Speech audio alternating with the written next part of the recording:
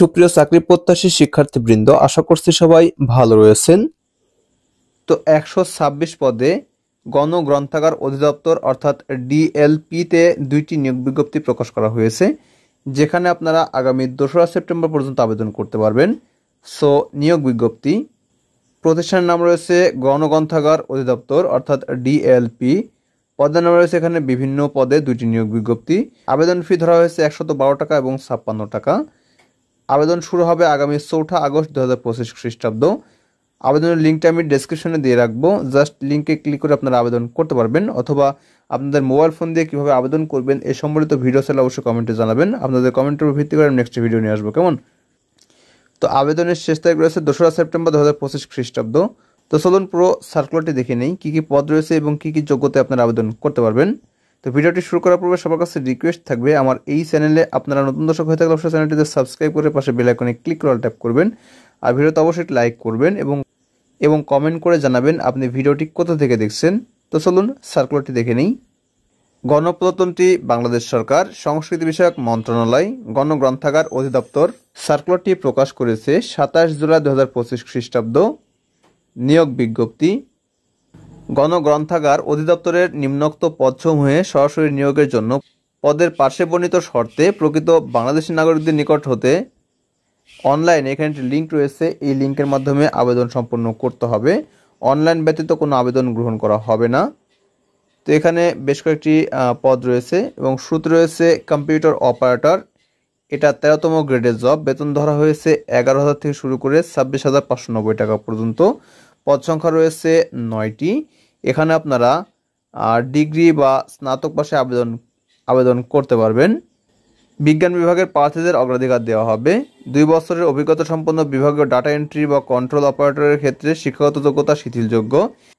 নিয়োগকারী কর্তৃপক্ষ কর্তৃক অ্যাপটিটিউড টেস্টের মাধ্যমে উত্তীর্ণ হতে হবে। এরপর রয়েছে টেকনিক্যাল সহকারী ক্যাটালগার গ্রেড 13, বেতন সেম। পদ সংখ্যা রয়েছে 1টি। এখানে আপনারা স্নাতক পাশে আবেদন করতে পারবেন। এরপর রয়েছে শার্টলিপিকার কাম কম্পিউটার অপারেটর, এটাও 13তম গ্রেডের জব, বেতন সেম। এখানে পদ রয়েছে 1টি। এক্ষেত্রে আপনারা স্নাতক পাশে আবেদন করতে পারবেন। পরবর্তী পদ রয়েছে পাঠকক্ষ সহকারী, এটা 14তম গ্রেডের জব, পদ সংখ্যা রয়েছে 2টি। এক্ষেত্রে আপনারা স্নাতক পাশে আবেদন করতে পারবেন। এরপর রয়েছে রেফারেন্স অ্যাসিস্ট্যান্ট, 14তম গ্রেডের জব, এখানে পদ সংখ্যা রয়েছে 3টি। স্নাতক পাশে আবেদন করতে পারবেন। এরপর রয়েছে হিসাব রক্ষক, 15তম গ্রেডের জব, বেতন ধরা হয়েছে 9,700 থেকে শুরু করে 23,490 টাকা পর্যন্ত। এখানে পদ সংখ্যা রয়েছে 6টি। স্নাতক পাশে আবেদন করতে পারবেন এবং অবশ্যই বাণিজ্য বিভাগ থেকে স্নাতক সম্পন্ন করতে হবে। এরপর রয়েছে লাইব্রেরি অ্যাসিস্ট্যান্ট, 16তম গ্রেডের জব, এখানে বেতন ধরা হয়েছে 9,300 থেকে শুরু করে 22,490 টাকা পর্যন্ত। পদ সংখ্যা রয়েছে 23টি। এখানে আপনারা স্নাতক পাশে আবেদন করতে পারবেন। এরপর রয়েছে লাইব্রেরি সহকারী, 16তম গ্রেডের জব, বেতন ধরা হয়েছে 9,300 থেকে শুরু করে 22,490 টাকা পর্যন্ত। পদ সংখ্যা রয়েছে 3টি। স্নাতক পাশে আবেদন করতে পারবেন। পরবর্তী পদ রয়েছে ডাটা এন্ট্রি অপারেটর, 16তম গ্রেডের জব, বেতন ধরা হয়েছে 9,300 থেকে শুরু করে 22,490 টাকা পর্যন্ত। এখানে পদ সংখ্যা রয়েছে 23টি।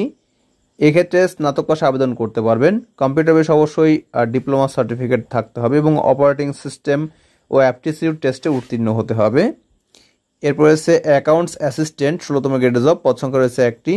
এরপর রয়েছে ক্যাশিয়ার, পদ সংখ্যা রয়েছে 1টি। অফিস সহকারী কাম কম্পিউটার মুদ্রাক্ষরিক, এটা 16তম গ্রেডের জব, এখানে পদ সংখ্যা রয়েছে 4টি। এক্ষেত্রে স্নাতক পাশে আপনারা আবেদন করতে পারবেন এবং কম্পিউটার টাইপিং অবশ্যই 20 এবং 20 শব্দ বাংলা ইংরেজিতে টাইপ করতে জানতে হবে এবং অবশ্যই অ্যাপটিটিউড টেস্টের মাধ্যমে উত্তীর্ণ হতে হবে। এরপর ড্রাইভার রয়েছে এখানে 1টি পদ। এরপর রয়েছে ডেসপাস রাইডার, এখানে রয়েছে 1টি পদ। এরপর হচ্ছে অফিস সহায়ক, এটা 20তম গ্রেডের জব, বেতন ধরা হয়েছে 8,250 থেকে শুরু করে 20,010 টাকা পর্যন্ত। এখানে পদ রয়েছে 6টি। এক্ষেত্রে আপনারা এসএসসি পাশে আবেদন করতে পারবেন।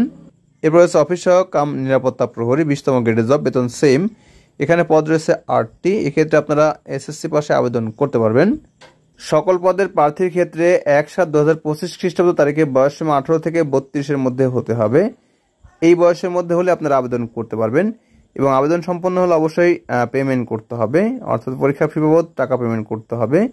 আর পেমেন্ট করার পর অবশ্যই অ্যাপ্লিকেন্টস কপিটি ডাউনলোড এবং প্রিন্ট করে রাখবেন, যাতে পরবর্তীতে অ্যাডমিট কার্ড প্রকাশ করা হলে সহজে ডাউনলোড এবং প্রিন্ট করতে পারেন। ওকে,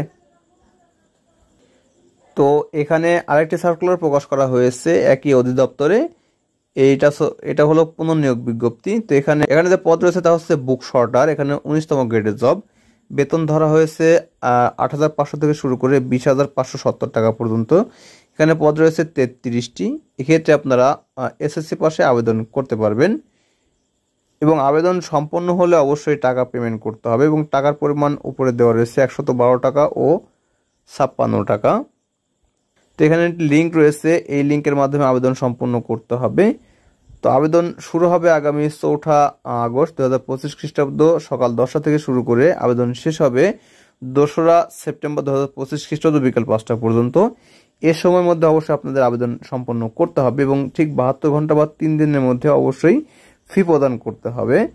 আর ফি প্রদান সম্পন্ন হলে অবশ্যই অ্যাপ্লিকেন্টস কপিটি ডাউনলোড এবং প্রিন্ট করে রাখবেন, যাতে পরবর্তীতে পরীক্ষার তারিখ প্রকাশ করা হলে সেই অ্যাপ্লিকেন্টস কপি থেকে ইউজার আইডি ও পাসওয়ার্ড ব্যবহার করে অ্যাডমিট কার্ড সহজে ডাউনলোড করতে পারেন। ওকে, তো এই ছিল ভিডিও। তো ভিডিওটি প্রথম থেকে শেষ পর্যন্ত দেখার জন্য অসংখ্য ধন্যবাদ। Thanks for watching this video. Thank you.